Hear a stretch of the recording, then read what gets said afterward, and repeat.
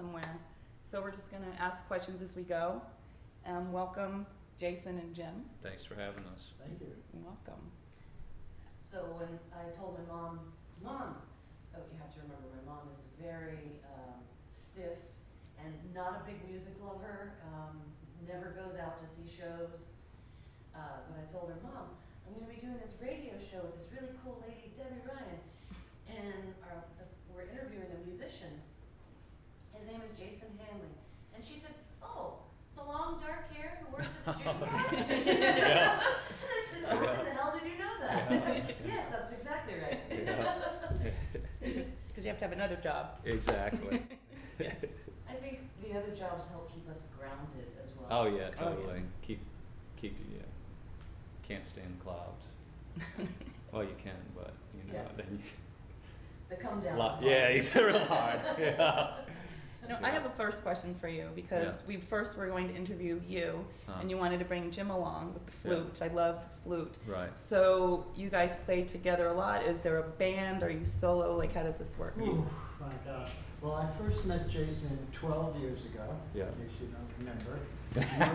You were playing on the street across from the Street juice painting. bar when there used to be a little park there Yeah. before the apartment building was put up. For the Lucerne. I had just moved to Lake Worth, and I've been playing for many years, and I heard him playing with a couple other guys, and I said, wow, there's somebody I'd love to play with. So I eventually approached him, and we started playing. That's 12 years we've been Yeah, playing on long. together. Long time. And to answer your question, yeah, Yeah. we do duos, we do trios, we do quartets. Basically, it has to do with the budget people are working with, right? Okay, I know how You got to that see what kind of money you can get, you know, if you're The trying less, the more. to make. Yeah, exactly. So exactly. Yeah. Right, And you could only afford the duo today, I see. yeah. Well, we couldn't fit any more people in this space. This is the most so far for There's no Yeah. room for an upright bass in here. Yeah. Yeah. Now, So,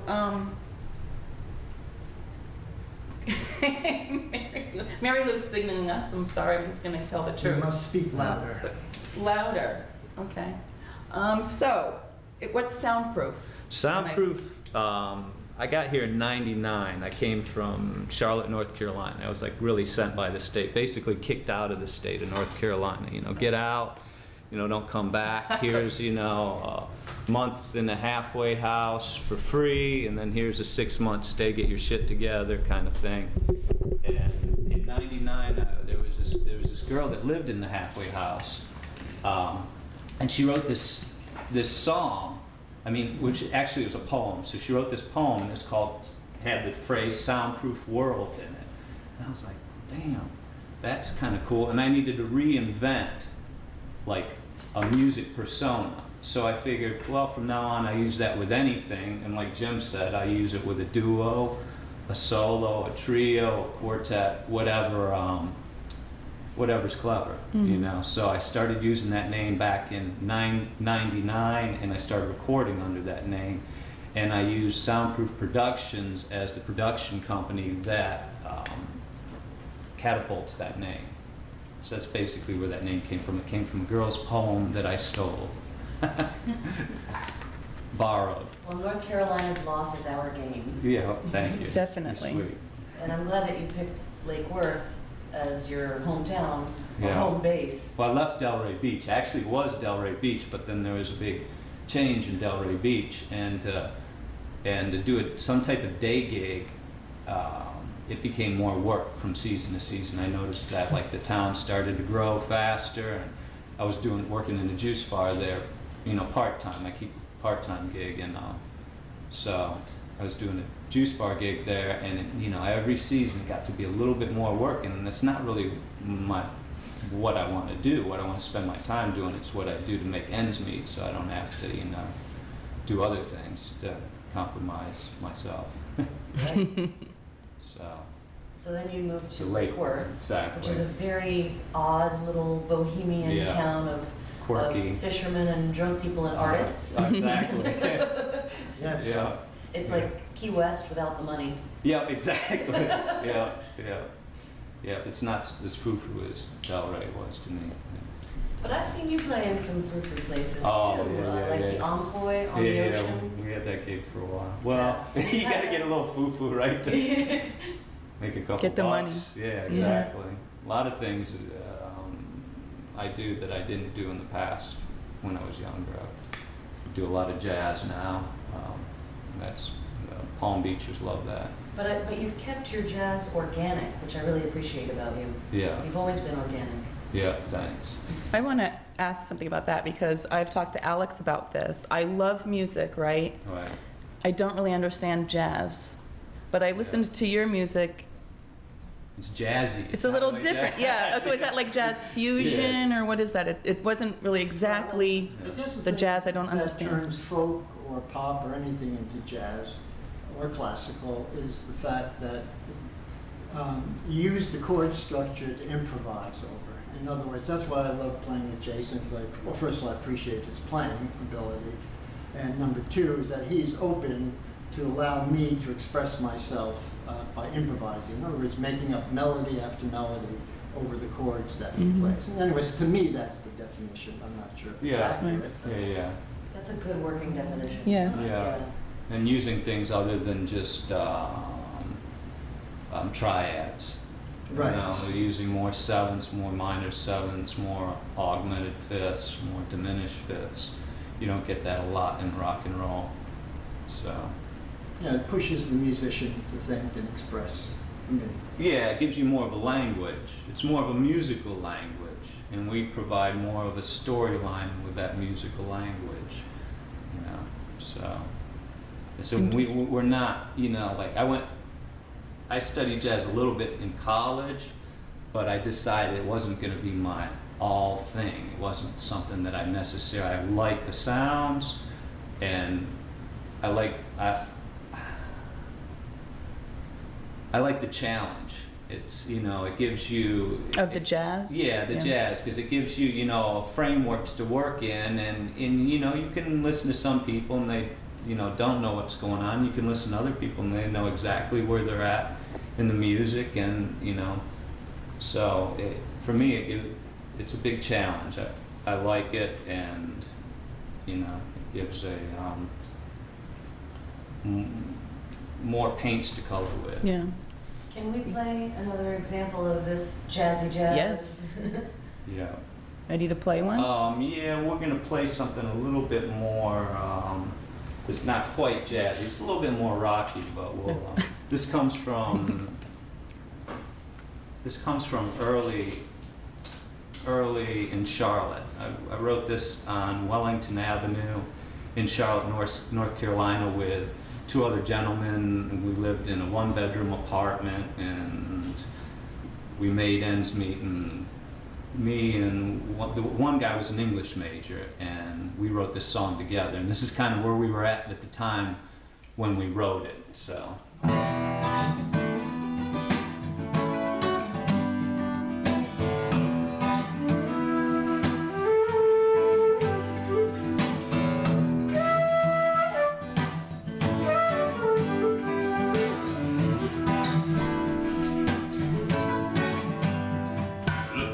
You, baby, evil plots all around.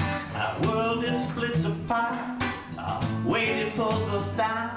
Well, the sun went down early. We just got our blade. I think it's psychology, mama. You think it's fate.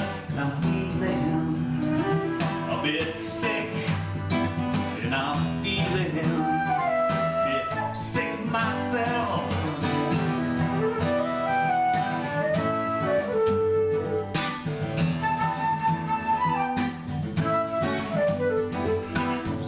Free our minds, put shackles on our bones. I can't live with the fear, and it's hard to sleep alone.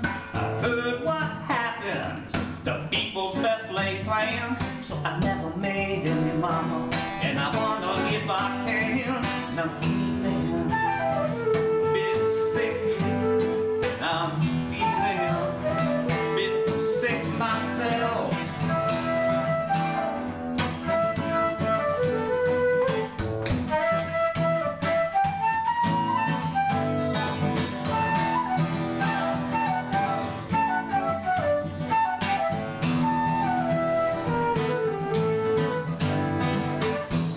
free our minds, put shackles on our bones. I can't live with the fear now, I sleep alone. Heard what happens, the people's best laid plans. So I never made any money, and I wonder if I can. And I'm feeling a bit sick, and I'm feeling a bit sick myself.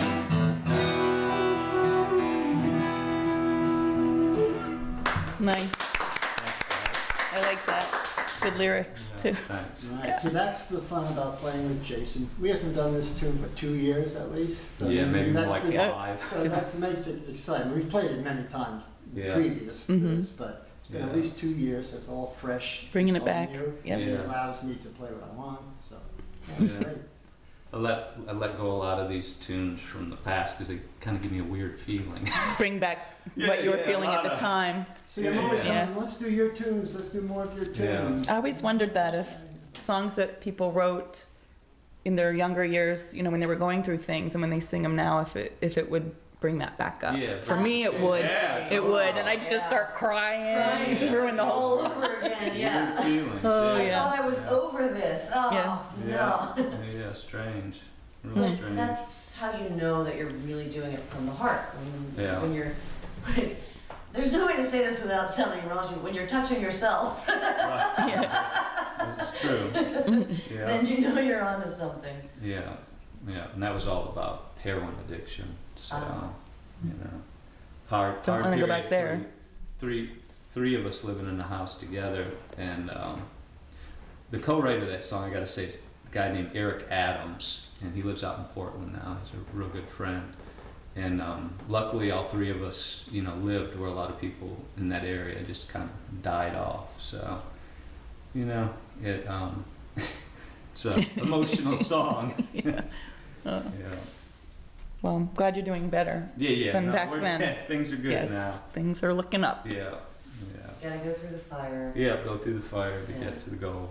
What was your first performance and then your first paid performance? My first performance was, I was like, I don't know, like 14. I played at somebody's junior high school party, and then a week later we had our first paid performance. And there's an interesting story behind it. We played at this place called the world famous Milestone. This was in Charlotte, real famous club, little hole in the wall, and the night before River Phoenix had played there, and the band I played with was called Trust Fall. It was my high school band. Now the weird thing about it is, you know, like these people, we started playing, and all these people, place was packed. You know, of course you're in high school, you throw flyer the whole place, you know, lying out the door. Everybody's dancing, and they're slam dancing. And I thought to myself, damn, this shit isn't slam dance music. What are they doing? And I'm just looking out there and they're slam dancing. I'm like, this is the craziest thing. What are they doing? Skinheads everywhere. And they're like, I'm like, God. Like what a is-" mosh pit? Yeah, like a mosh pit. I'm like, God, this is so. So I guess it just stands to reason you do something from your heart and you play something, and how people They hear something. they hear something else. Yeah, Or they were really high. Yeah, and so you know, like in the beginning, you kind of go through the thing where like, you know, you're trying to guide it, you know, like, well, this is what it is. And then after a while, you just don't like. You're like, fuck it, man. I Free for want all. to put it out there, and like what, and then it's entertaining for you. But that's what you know? music is so great. People can interpret it however they want. Exactly. I like songs where people write it where you're not quite sure if it's about a woman or a guy, or it means one thing to the who Yeah. wrote it, and you hear it totally Yeah, different. totally. And I just read this somewhere. Like that, You don't wanna. that song by No. Sting about his stalker, Every Breath You Take. Yeah. Oh wow, it's about a stalker. Oh, See, I didn't even know that. Yeah. He had Really? a stalker, Wow. and he wrote Every Breath You Take, Every Every move you make, I'll I'll be be watching. So it was You're from the right. stalker's point of view. Yeah. Yep. Oh, I didn't even know that. Yeah. Well, now I'll never be able to listen to it the same again. Thank you very much. I thought like someone loved me. You are welcome. Wow. Yeah. Oh, that's funny. Okay. What about your influences? Where do they come from? You know, a lot of them come from just people I play with, to tell you the truth. I mean, like, I liked my stuff in the beginning was pretty dark, and I lightened it up over the years, especially when I started becoming conscious of what I was saying. And I thought to myself, do I want to repeat this shit over and over again to myself? You know what I mean? Because they're mantras. Basically, when you sing, you're singing something. I don't know about you, Alex, but when I sing a song, man, sometimes I'll sing it 100 times before I sing it in front of anybody. Yes. That's just how it is with me. So if I'm singing this over and over again, I'm hearing it on an unconscious level, and I'm telling myself this stuff. So, and I had a couple people say to me, you know, at the beginning I thought it was cool. I was like, oh, it's dark, you know what I mean? I thought, oh, that's cool. And after a while, I was like, shit, I gotta lighten up a little bit, you know what I mean? I gotta. Everybody's getting depressed. Yeah, I gotta kind of lighten up. When I was playing with Jimmy and the flute is a happy instrument. Right. It can be Very true. It can be kind of sultry and sad too, but for the most part, it's, you know, it's a happy, you know, it's Right, got it's some, like that spiritual breathy thing. yeah, exactly. So it's kind of joint, you know, I hear, you know, me and Jimmy write a lot together. We do a lot of instrumental music. So he'll write melodies and then I'll write chord structures on, or he'll give me charts and I'll make up some rhythms, and usually that's where I get most of my motivation from, is the other people I play with. Of course, I like Hendrix and I liked Morrison and I liked a lot of, you know, the old rock and roll guys, but for the most part I would definitely have to say it's from the people around me. And even some of the people I talk to, I hear a good story or something, that motivates me to morph it in with maybe some song I'm writing. Sometimes when I write songs too, I don't necessarily, it's not a specific storyline of like, you know, I went out, had this girl, she broke my heart.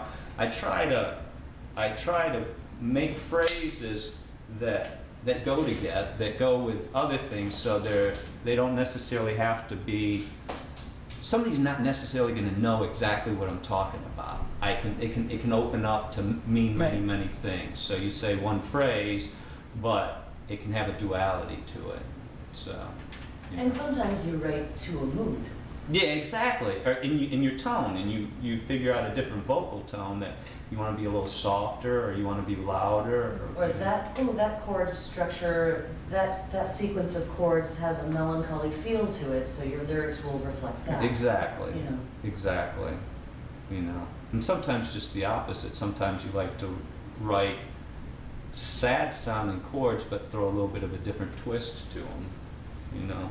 Yes, I think the melancholy chords catch the ear more easily. Yeah, the tritones and the fifths. To make a flat sad fives. song happy. Yeah, So as exactly. you're noodling around, you might find some chords that have a little melancholy twinge to them, but Mhm. you're in a happy mood, or you want to write a happy song. So your lyrics might not necessarily match the tone of the chords underneath Right. them. That's like Engelbert Humperdinck. Yeah. Do you know? Yeah, of course. I grew up listening to him. My mother, Right.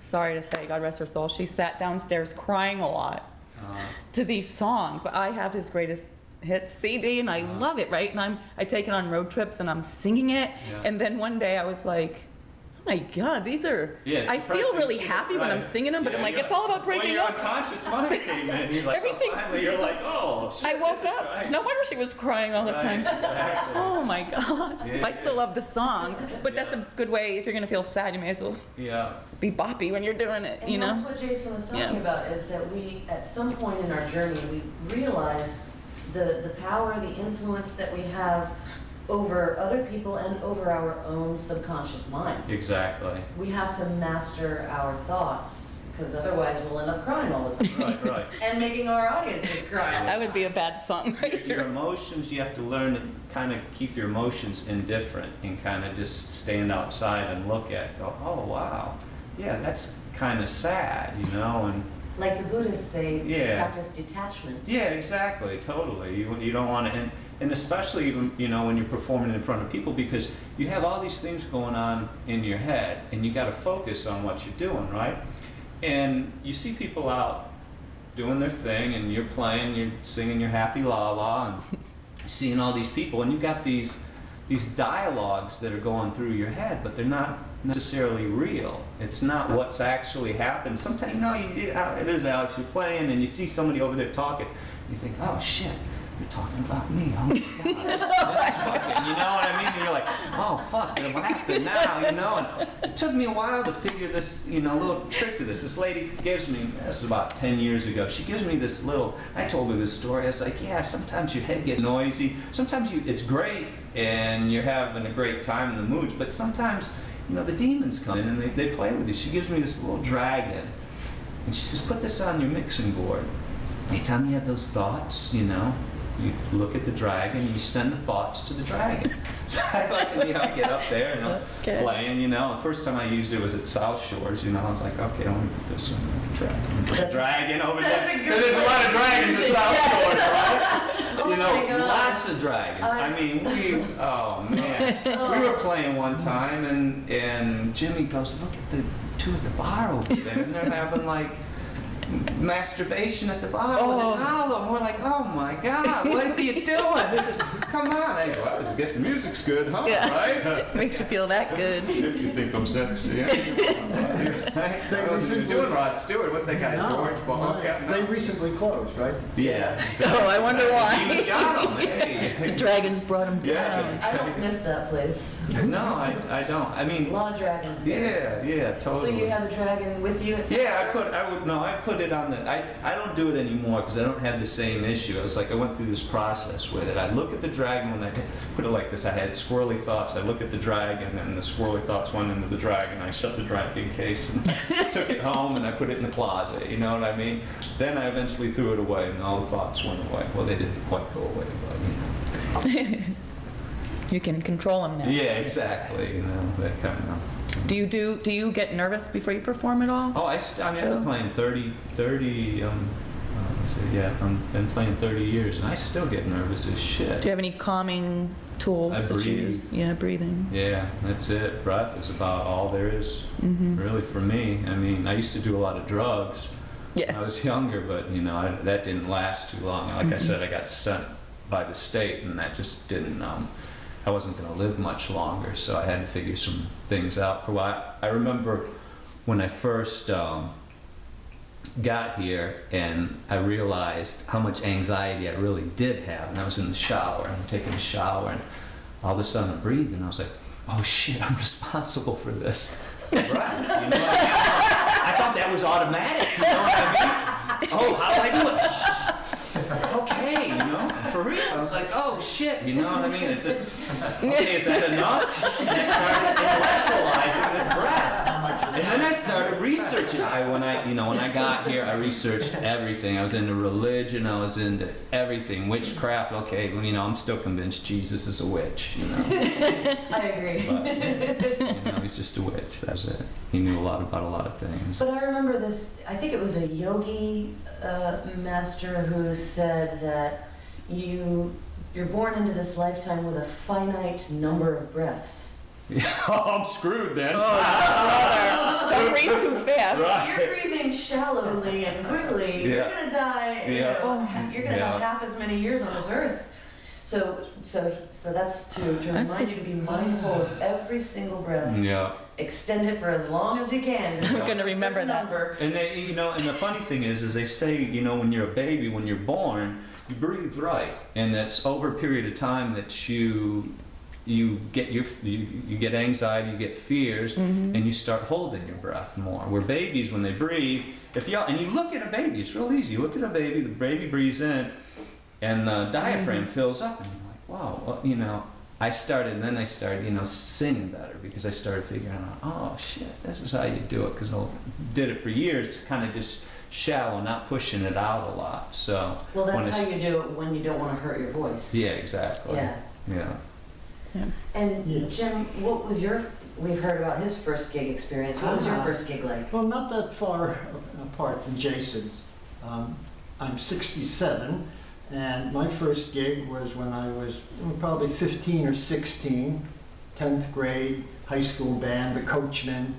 We all had the same camel hair jacket on. Remember, this would have been like 1965. And we played all the school dances and school parties, house parties.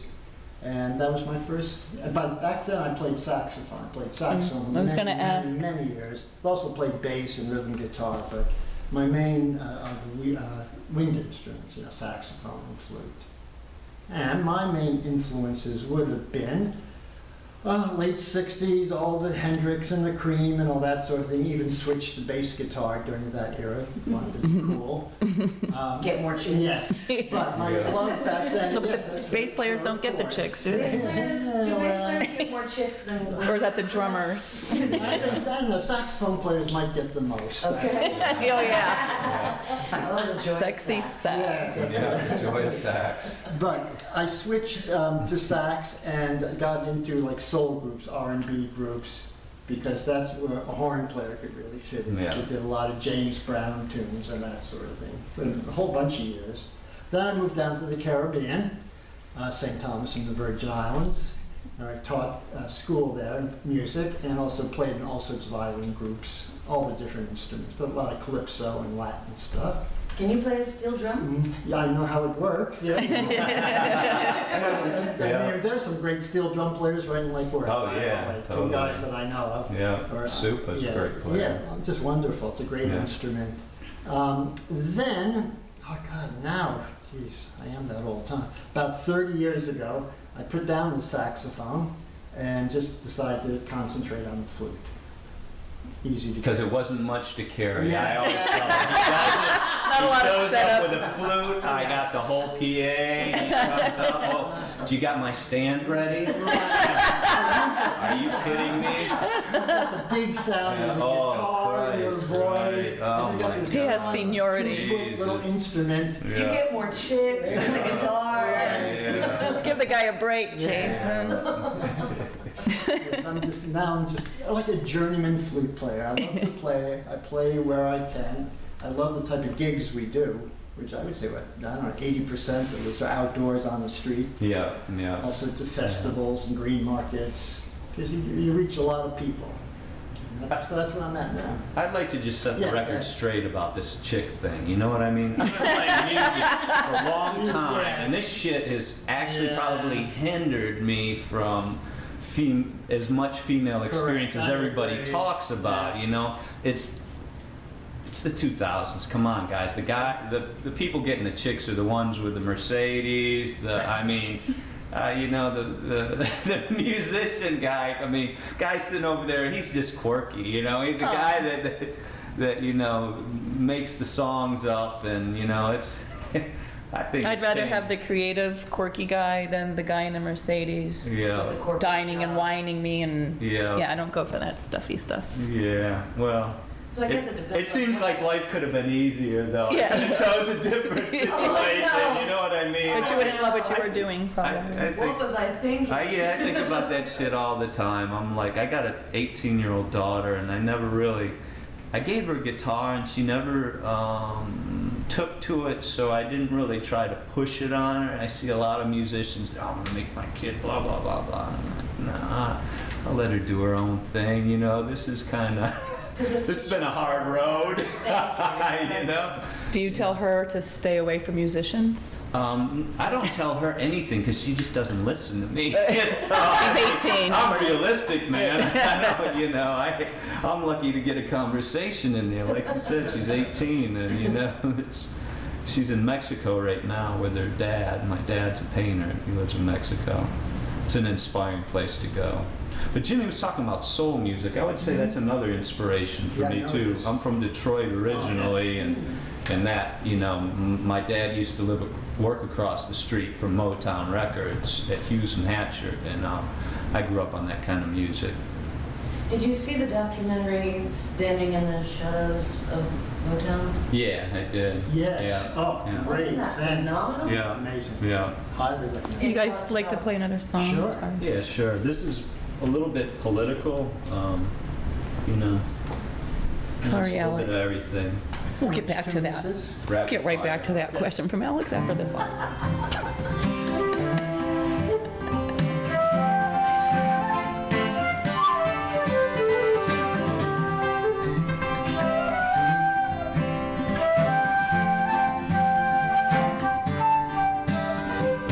Islands created out of sand, mystery mountains paved with gold, tiles sent to kings,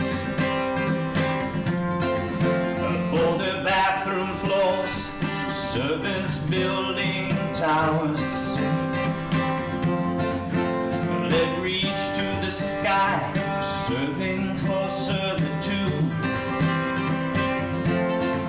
and constantly wondering why we walk, we serve, we watch the world throw us a curve, we walk, we serve, we watch the world throw us a curve.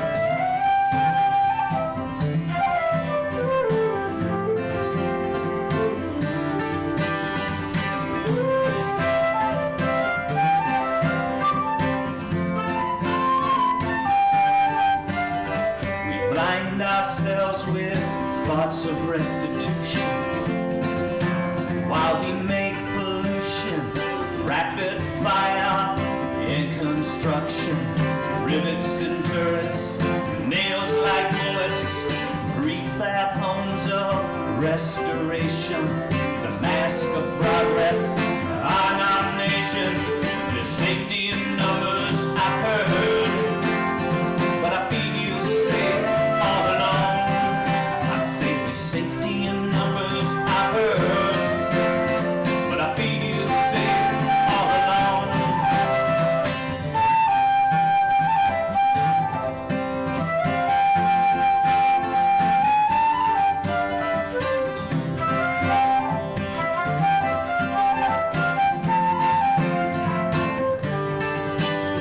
No matter what the kingdom may bring me, subversion built by slavery, we walk, we serve,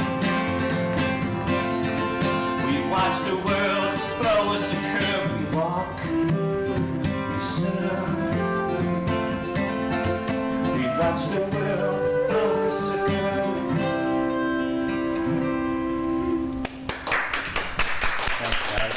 I love it. Thank you, Jason. Back to Yes, back to what I was saying before. I was actually very politely interrupted by my co-host Ender Ryan. well, I got cued by Malu,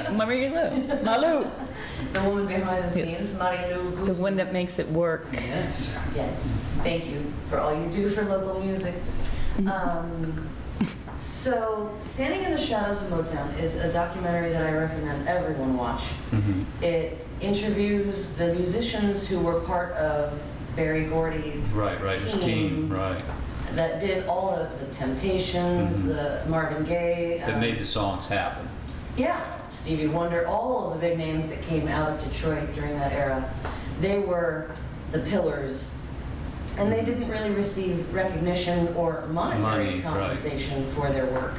Even though they're on 24 records, they're living, in poverty. And that sounds Go kind of figure. depressing. Yeah. That would never happen.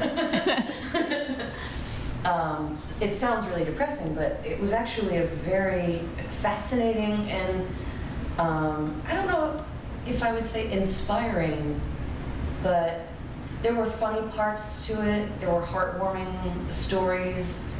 It wasn't all sad. Yeah, no, not at all. Kind of like life. Yeah, Yeah. exactly. You take it for what It's a good is. realistic look at the music world and how that Yeah, happens. it's not as glamorous as it's made out to be, but at the same time, it's culture. It's what's going on, I suppose if your daughter ever wanted to become a musician, you might want to have her watch that documentary first, Yeah, just to prep her on how hard it actually is, and yeah. A lot of people think it's, glamorous. glamorous superstardom or something.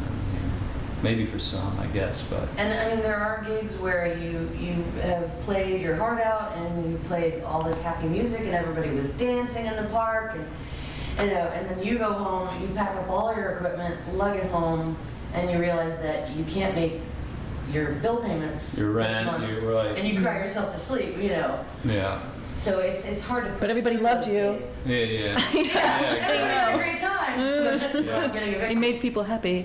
Yeah. Well, you got to figure out as time goes on how you're going to exist in the state. That's what it was for me. Is I had to figure out. Well, I mean, to be frank, when I was younger, I sold pot. That's how I got by. So I was able to practice a lot. I was able to write a lot of cool songs, and this was in the Carolinas.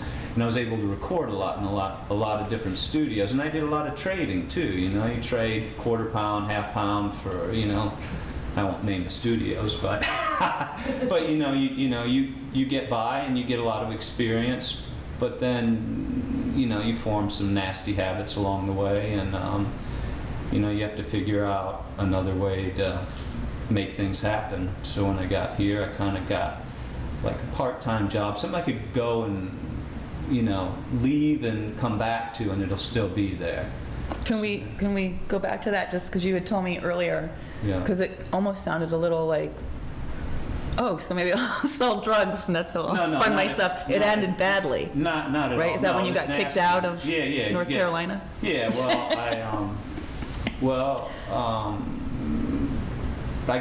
I got caught in the early 90s with about 20 pounds in the mail, and I was actually trying to make money for somebody that I owed like $20,000 to in another state. So I took his money and I sent it out west and picked up about 20 pounds out west because the price was about half of what it was in Florida. I used to run up and down from Florida to North Carolina maybe once every week, sometimes twice a week, depends how much herb, and I had drop-off points at all states in between. I got away with it for a lot of years, and that's when I was, you know, doing a lot of music, bought a lot of equipment, played. That was my so-called job, was musician, but, you know, in actuality, I was more of a drug dealer. You know, that's what You it boils funded down it to. with the drug dealing. Exactly, I funded it like that.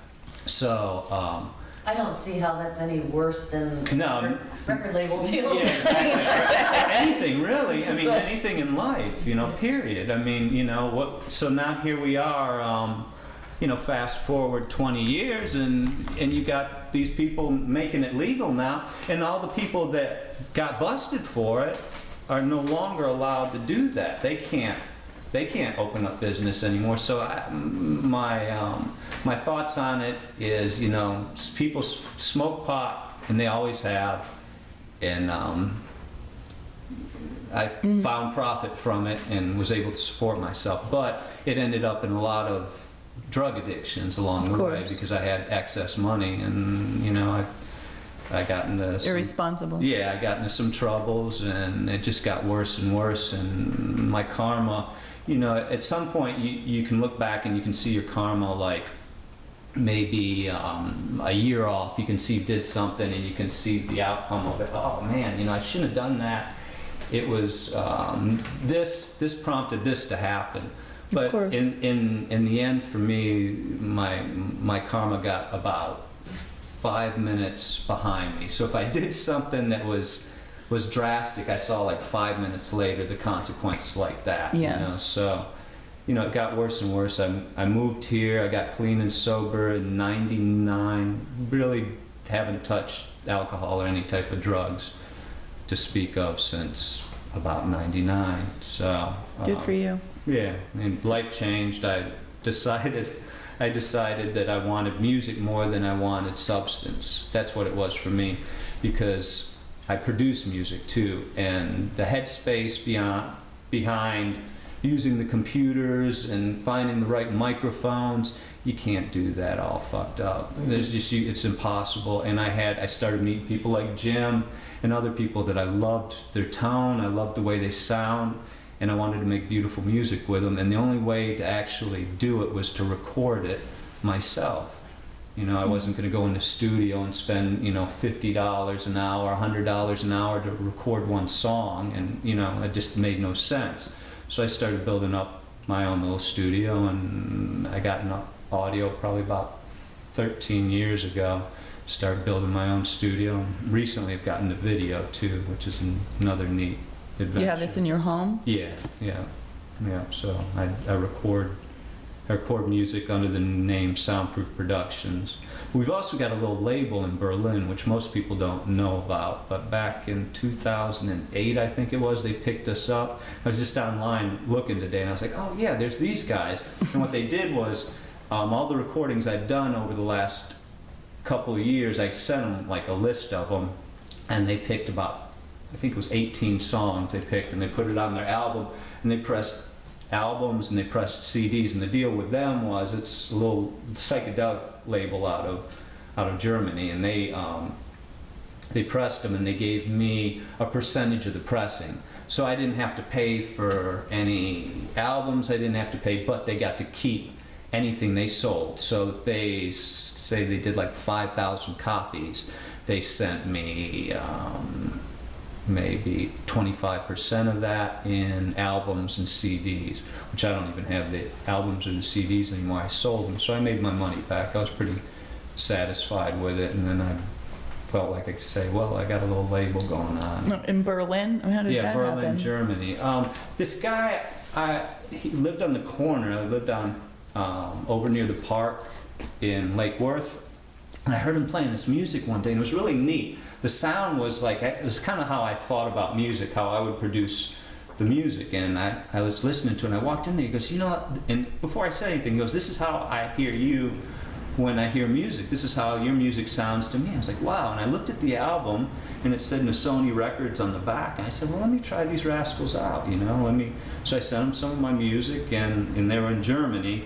The name Sony it's an Indian tribe in like West Texas, and that's where they got the name. They started off in West Texas, and then I guess they moved to Berlin, Germany, and they've got, they've probably got about 80 or 90 artists on it. It's a little psychedelic label. It's they got some pretty, there's this group up in the mountains over in Asheville, they're called the Zendig. You ever heard of the Zendig Farm? They're like the little hippie commune.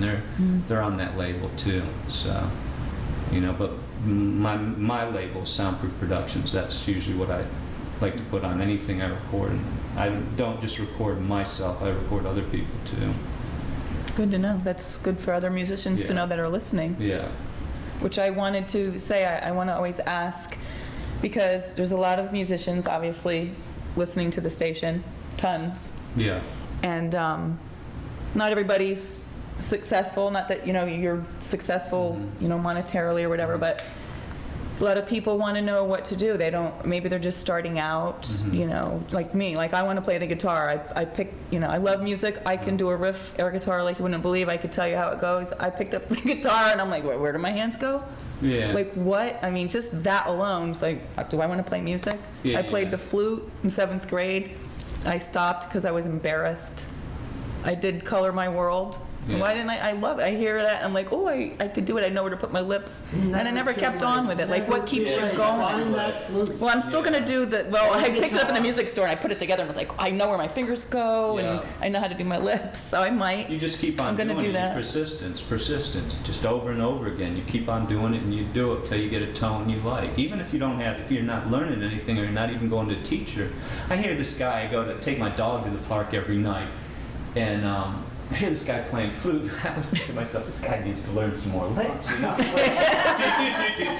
like nothing key, but then I come to find out the guy makes the flutes. He's a homeless guy, and he makes his own flutes. And I'm like, fuck, this is killer, man. This guy's making these fucking flutes. It ain't about the music that he's playing. It's about He's about just the whole testing- process. Yeah, it's about self-expression. Oh, that's- It has nothing to do with anything other than trying to get a good tone, getting something that gets Yeah. you off. You know what I mean? I mean, shit, you have sex, that gets you off. You might as well Sometimes. well, yeah, right. That's what it is, right? With the right partner, Right, exactly. I hear you. Okay, I don't get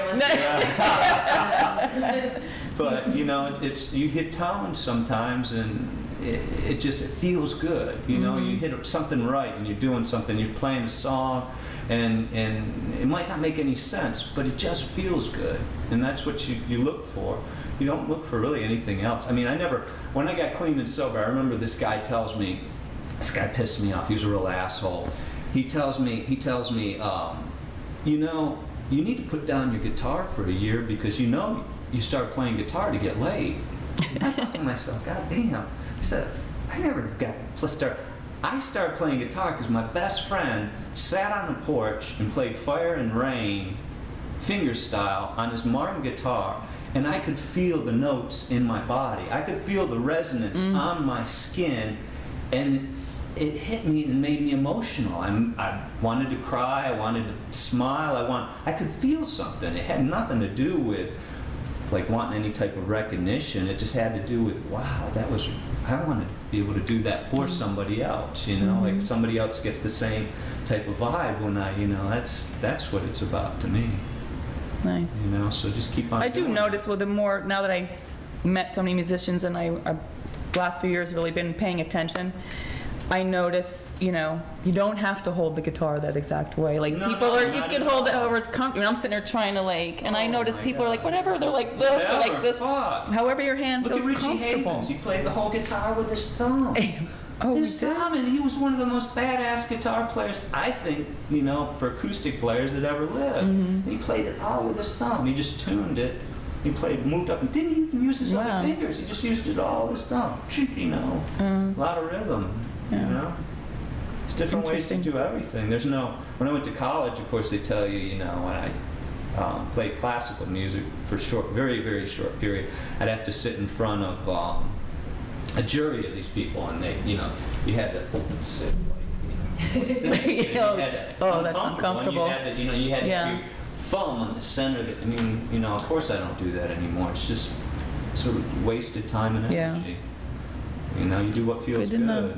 You know, if you don't go just play with it for a while. You know, I'm trying to teach my girlfriend's granddaughter how to play guitar, but she can't get over the pain in her fingers. I And I'm know. like, she is not going to be able. She's like, well, let me. So I got to sit It there and hurts. listen to her go like. And I'm like, oh, yeah, that's beautiful. You know what I mean? You got to be cool about it, right? You're doing great. Yeah, you do. That's beautiful. I like that. Well, let me. And I said, okay, let's try to play the F song. And I try to get her.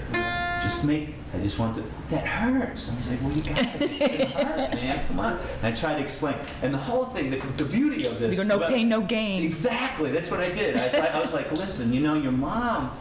She just had another daughter, so I said, when your mom had Natalia, you know, she went through a lot of pain for this beauty, and that's what she got out of the whole lesson was that. And she told her mom, and her mom, oh, she goes like this. She goes to her mom. She goes, I'm sorry you had pain with Natalia. You didn't have pain with me. The mom's like, what? She You goes, heard yeah, her. I'm sorry you had pain with Natalia. I'm sorry you had so much pain. How old is Where'd she? you get that? She's Like- like 6. It was beautiful. She had pain with the other girl, but not with her. That was a breeze. Yeah, that was like, Just like, yeah, popped out. out. nice. So Jim, what is Yes. your favorite composition that you and Jason have written together? Well, we've written together. Put me on the spot here. I'm not sure if we could do it today, but one from the latest CD, the Natural Jazz one. Do the Rhythms Below. We could do it if you want to try it. Yeah, let's do that. Try it, make some mistakes. Oh, yeah. Okay. Yeah. Be natural. We all make mistakes. We're here for It's the the beauty heart of and life. soul. But it's funny that Heart and picking soul up, of it. you know, an instrument as an adult. I've been living with the same woman, Sandy, for 45 years. And obviously she's gone to a lot of my gigs and been a big admirer of my music. Just 3 years ago, she said, oh, would you mind teaching me how to play guitar? I said, oh, we could have done this 45 years ago. When you were more nimble. Yeah, I mean, yeah, so outstanding. And I said, well, you know, sure, of course. I Of course. Great, I would love that.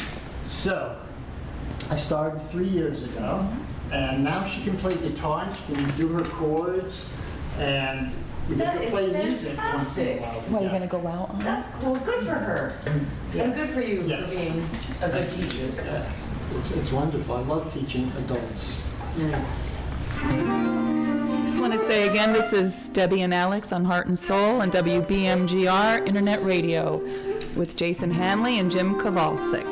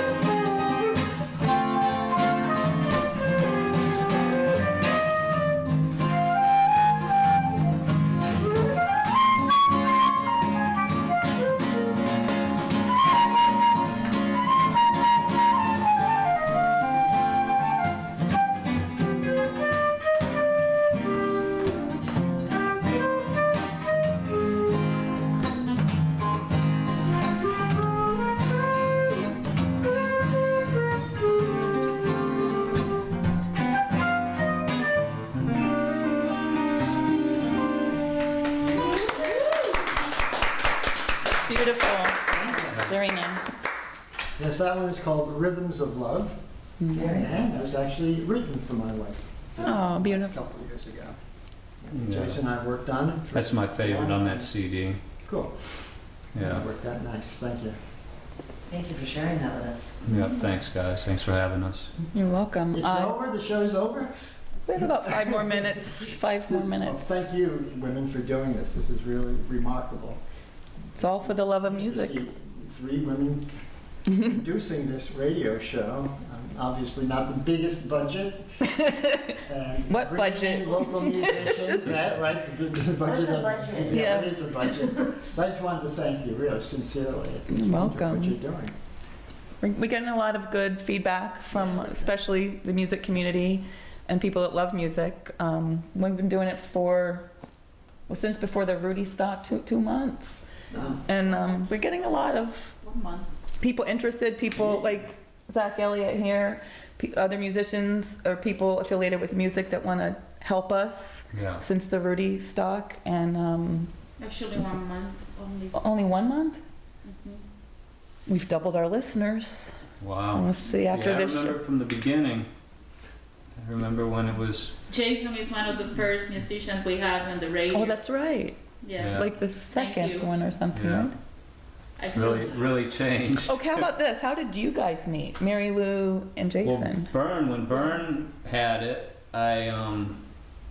he was letting me use his space because I can't, in my studio, I won't do drums. I can't do drums because it's just, they're too loud and I just can't afford to do that. So I take all my gear over to his space and I record when I bring a drummer in there and I record it. And then I also did somebody did a spoken word one time. That's when I met you. That wasn't the drummer. It was the woman. She did spoken word, and I was recording a woman. She was doing her book, her motivational book in there, and I was recording her voice. And she was working on the computers inside the studio. And then they changed. Sorry to cut you short, Jason, Yeah. but I want to make sure that we transmit the information. Do you have a website? Yes, soundproofproductions.net or .us. It shows videos, it's got music, it's got context, it's got a calendar where we're playing at. It's pretty Where are you inclusive. playing this weekend? Yes, Where? This weekend, well actually tomorrow I play in the church for some strange, I think it's like I'm just playing guitar for like a dinner or something, and then Saturday morning me, Jimmy, and Carlos play at the Delray Green Market, and then Saturday late afternoon we play at Kava Sutra, which we play every Saturday for the last 5 or 6 years, you know that. And then And that's in downtown Lake Worth? yeah, in downtown Lake Worth, in between Kava Sutra and the Green Line Vape Shop. We do that every Saturday. Are you And- still at the juice bar? Yeah, I still do. I do about 3 days a week there. Good. It's So- always comforting But to don't see come in you when asking you're- me to sing a song, because I'm in a totally different mode. No, you're juicing. Yeah. There, you're not playing. You're juicing. Yeah. Okay. And then Sunday we were in Las Olas. We play. They got a thing called the Winterfest there, and we're playing in the street there on Sunday. So it's Oh, it's winter? a pretty good weekend. Yeah, Yeah. It's winter. And Florida. Jim, yes. are you open to accepting new students? Yes, I am. So you teach adult beginners? Yes, I do. And which instruments do you teach? I would suggest the flute at this point. Okay. I mean, He's busy with the guitar with his wife. yeah, that's right. If you want to learn properly, flute. Okay. But thank you. So maybe I'll be your first You student. can contact me through Jason's website, Okay. which Yeah. is a great website, soundproofproductions.net. Yeah. Do we have time for one more song? Would you close us Okay. out with Yes. another Let's do beautiful Jacob Maya. song? Okay. This one I wrote when I got here. It was kind of like coming to that thought process. Well, I'm repeating this shit over and over again. I need to make a new story up, but I can't forget the old story, kind of thing. It's called Jacob Maya. It was an ex-girlfriend's dream. She dreamed of this character, so I figured I'd give him more light.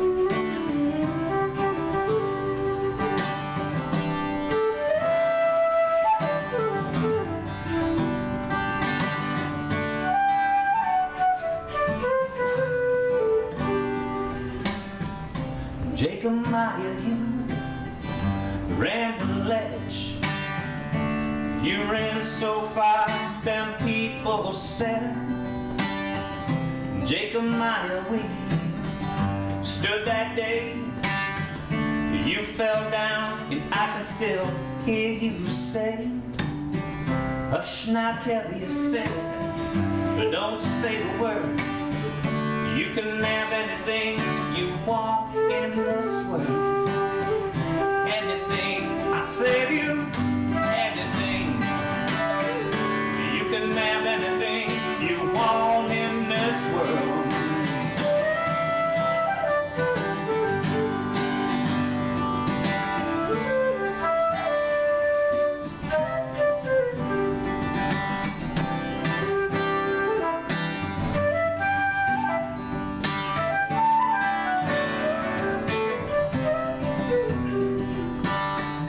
Jacob Maya Hill, lay there to sleep.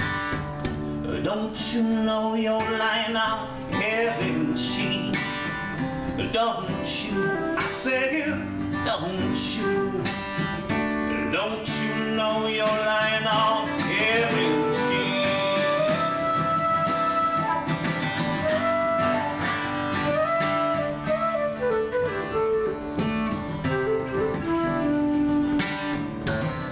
Jacob Maya stood that day. You fell down, and I can still hear you say, hush now, Kelly, say it, don't say a word. You can have anything you want in this world. Anything, say anything. You can have anything you want in this world.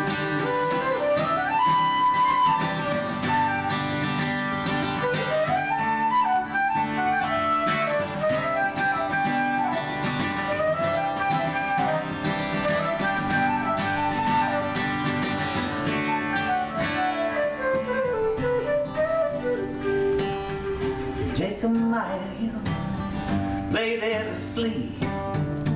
Don't you know you're lying on heaven's sheet?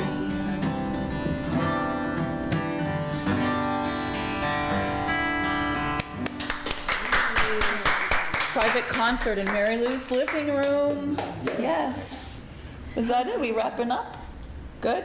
So you've been listening to Heart and Soul with Debbie Ryan and Alex Bach, and our lovely guests today were Jason Hanley and Jim Kovalcik. So thanks so much, you guys, for doing this with us Thanks. on Thanks for having our us. virgin run here. Yeah, that's cool. Thanks. We're not virgins anymore. No!